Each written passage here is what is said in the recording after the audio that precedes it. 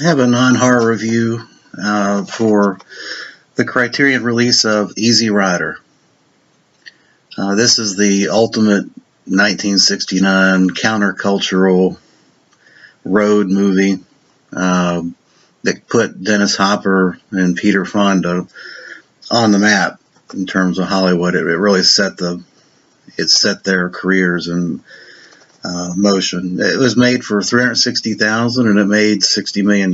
So it made a lot of people rich at a time when there was a lot of biker movies being made, I guess back in the 60s and early 70s. But this film, when it came out, just set the world on fire, obviously because of its use of drugs. Actually, in the movie, you can see Peter Fonda and Jack Nicholson actually smoking marijuana, and of course Dennis Hopper. There's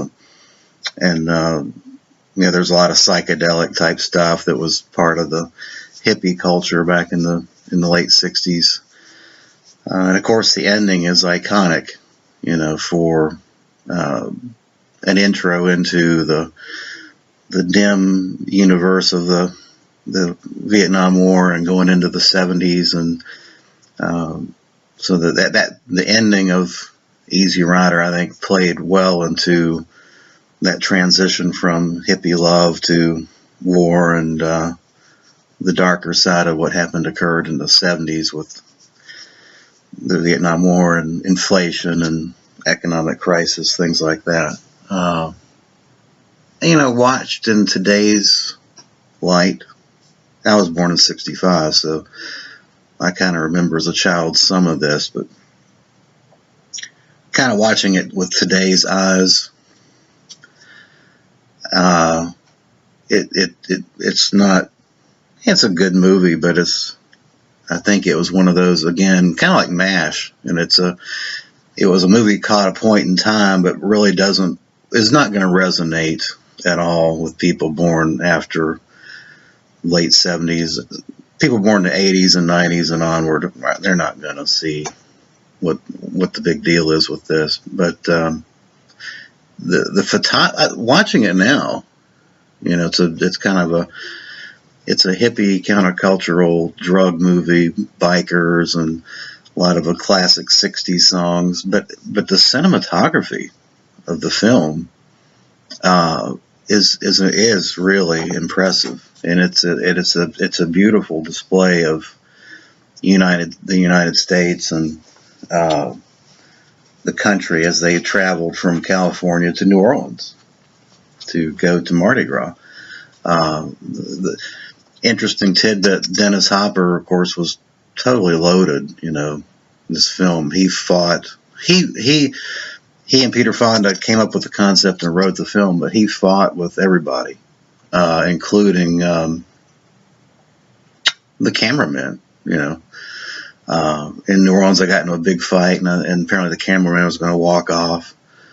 A lot of interesting backstory to this film that you can capture, that Criterion captures via the documentary and the commentary tracks on this film. So it's, if you were born in the 60s or 70s, this film will resonate with you, and I think it's worth picking up. The Criterion release is well done. A lot of interesting tidbits about the production and everybody. Because of the success of the film, you've got a lot of people in this film that all of a sudden, hey, I was the one that, was the instigator, and you got a lot of people trying to take credit for this film. But so I think somewhere the truth is probably, Dennis Hopper and Peter Fonda were the catalyst for this film. The other interesting thing about this is Jack Nicholson.